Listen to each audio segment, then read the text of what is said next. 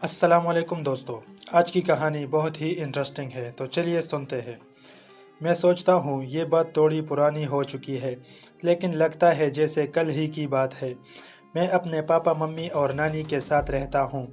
ایک بار میرے mummy papa کو میرے ماما کی بیٹی کے شادی میں لاہور جانا پڑا۔ ان کی ایک ہی بیٹی تھی، اس وجہ سے شادی بڑی دھوم دھام سے ہونے والی تھی، لیکن دقت یہ تھی کہ میرے ایم اے کے امتحان چل رہے تھے، اسے چھوڑ نہیں سکتا تھا، اور میری دادی بہت بزرگ ہونے کی وجہ سے نہیں جا سکتی تھی۔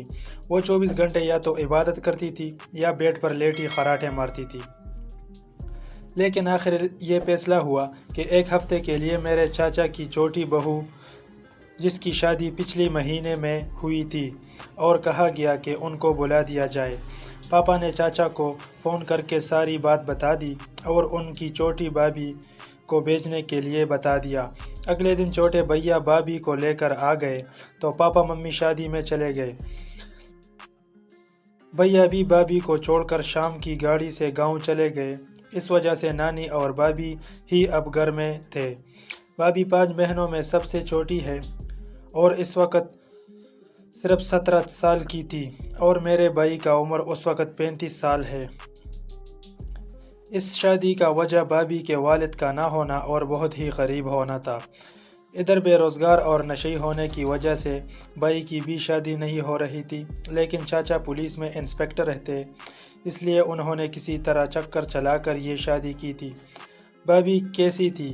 بالکل اپسرا، اتنی خوبصورت کہ مچونے دو تو میلی ہو جائے، لیکن میرے دل میں ان کے لیے کوئی بھی برا خیال نہیں تھا۔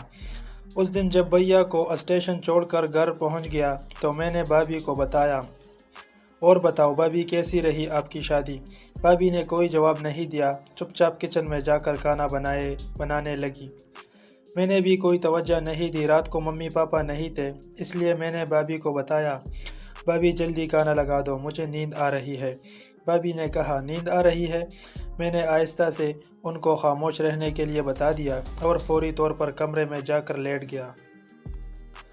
کل صبح جب میری آنکھ کھلی تو بھابھی ناشتہ بنا رہی تھی۔ میں ناشتہ کر کے کالج کے لیے روانہ ہو گیا۔ کچھ دن اس طرح ہی چلتا رہا، لیکن پھر ایک دن اچانک بھابھی نے میرا ہاتھ پکڑ کر کہا کہ تم مجھ سے شادی کرو گے۔ اس نے کہا کہ میرا شوہر کوئی کام نہیں کرتا۔